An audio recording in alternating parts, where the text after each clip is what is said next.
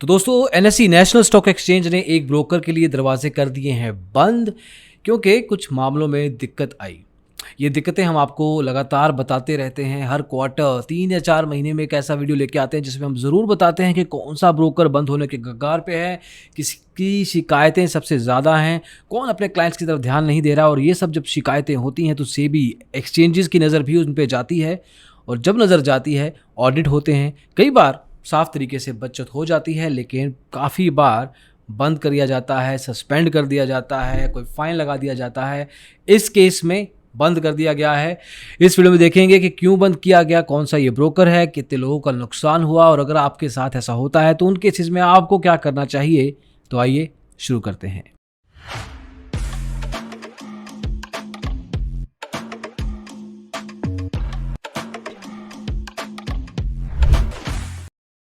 तो दोस्तों आज हम बात कर रहे हैं चेन्नई के एक stock broker first futures and stocks private limited. ये पर्टिकुलर कंपनी हालांकि ज़्यादा पुरानी नहीं है, ज़्यादा क्लाइंट्स इनके पास नहीं थे, लेकिन जो इन्होंने काम किए वो बहुत दिक्कत वाले थे। और ये सिर्फ छोटे ब्रोकर्स के साथ नहीं, बड़े ब्रोकर्स के साथ भी होता रहा है। पिछले 2-2.5 साल में हमने देखा है कि कितने स्टॉक ब्रोकर्स बंद हुए हैं, अराउंड 35 टू बी एग्जैक्ट। एक तरीके से इसको मिला के 35 हो गए हैं। ये अच्छी बात नहीं है, लेकिन हर इंडस्ट्री में कुछ ना कुछ दिक्कतें होती हैं, कंपनीज आती हैं, बंद होती हैं। हमारा काम है आपको बताना, क्योंकि आपके खुद के डायरेक्ट पैसे इन्वॉल्व होते हैं। इन केसेस में ब्रोकर्स बंद हो जाएं तो आपके डीमेट अकाउंट के शेयर्स या आपके ट्रेडिंग अकाउंट के पैसों को दिक्कत हो सकती है। अब इस केस में क्या हुआ है, इस केस में एनएसई ने कहा है कि सभी मेंबर्स जो भी इनके साथ ट्रेडिंग करते रहे हैं, इनके क्लाइंट हैं, रूल 1 और 2 के चक्कर में इस ब्रोकर को बंद करना पड़ा। चैप्टर 4 NSEIL रूल्स के तहत इस पर्टिकुलर ब्रोकर को बंद कर दिया जाता है, और जिनके भी demat accounts in particular brokers के साथ थे उनको कहा जाता है कि 3 महीने आपको दिए जाते हैं 18 अक्टूबर 2021 से लेके अगले 3 महीने, मतलब अक्टूबर से नवंबर से दिसंबर से जनवरी, तो 18 या 17 जनवरी 2022 तक का टाइम है आपके पास। एक लिंक है नाइस प्लस, जो कि इन्वेस्टर हेल्पलाइन होती है एनएसई नेशनल स्टॉक एक्सचेंज की। ये लिंक आपको यहाँ भी दिख जाएगा, डिस्क्रिप्शन में भी मिल जाएगा। उस लिंक पे जाइए, अपनी डिटेल्स दीजिए, अपने डीमेट अकाउंट में जो शेयर्स पड़े हैं वो बताइए, सारा इन्फॉर्मेशन जो ये मांगते हैं बताइए। कुछ टाइम तक आपका प्रोसेसिंग हो जाएगा। मोस्ट लाइकली 25 लाख रुपए तक का आईपीएफ, इन्वेस्टर प्रोटेक्शन फंड, ध्यान से सुनिएगा, आईपीएफ होता है जिसमें कि प्राइमरीली आप एक क्लाइंट के रूप में 25 लाख रुपए तक के पैसा वापस क्लेम कर सकते हैं। अगर 25 लाख के बियॉन्ड आपके पैसे हैं तो उसके बियॉन्ड नहीं हो पाएगा। आज की तारीख में जैसे बैंक्स में 5 लाख रुपए तक का पैसा वापस ले सकते हैं, वैसा ही स्टॉक मार्केट में ये वैल्यू 25 लाख रुपए है। अब दोस्तों आपको सिर्फ ये नज़र रखनी होती है, कोशिश कीजिएगा कि हर महीने नहीं तो हर क्वार्टर, मतलब 3 महीने बाद अपने ब्रोकर की शिकायतों का परसेंटेज ज़रूर चेक करते रहिए। जहाँ तक first futures and stocks private limited की बात है, इस ब्रोकर ने 2020-21 में ही आइडिया दिया था कि मेरा कुछ खास वैल्यू नहीं है, मैं कुछ खास तरीके से काम नहीं करता।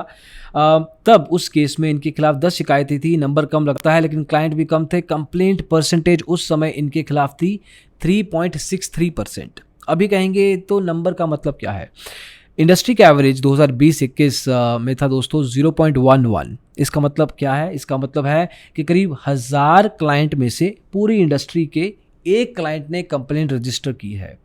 इस केस में 1000 में वो नंबर 36 था, मतलब 36 गुना शिकायतें इस ब्रोकर के खिलाफ as compare to industry average चल रही थी, मतलब बताया जा रहा था। और हमने भी बहुत सारे वीडियोस में रेगुलरली बताया है कि किस तरीके से कौन सा ब्रोकर कितने दिक्कत में है। साथ में हमने एक नई सीरीज़ भी शुरू की थी जिसमें हमने स्पेसिफिकली ब्रोकर्स पिक किए थे, कितनी शिकायतें उस ब्रोकर के खिलाफ, कौन कौन सी शिकायतें हैं, टेंशन लेने की ज़रूरत है या नहीं, ये सभी बताते रहे हैं।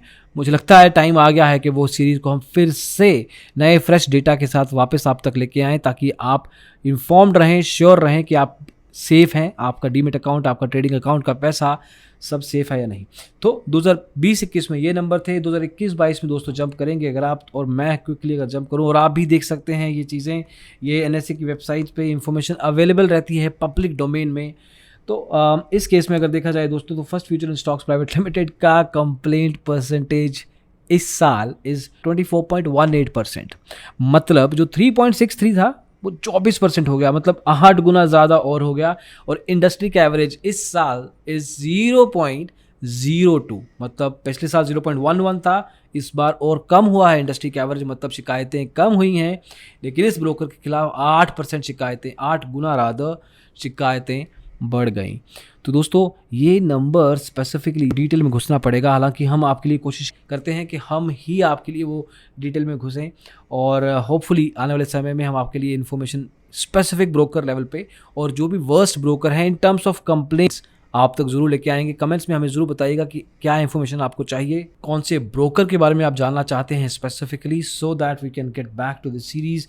आपको स्टॉक मार्केट में सेफ रखना हमारा काम है, यही हमने मुहिम छेड़ी है अलग अलग लेवल पे, और कोशिश रहती है कि आप तक सही समय पर सही इन्फॉर्मेशन सही सोर्सेज के साथ पहुंच सके, ताकि आप अपनी इन्वेस्टमेंट पे ध्यान दें, इन सब चीज़ों पे नहीं।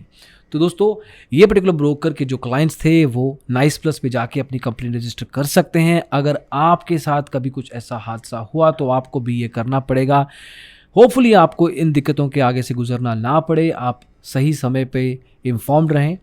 अगली वीडियो में दोस्तों जल्दी ही मिलेंगे। इसको देखने के लिए बहुत बहुत शुक्रिया। Thank you so much. Take care, bye bye.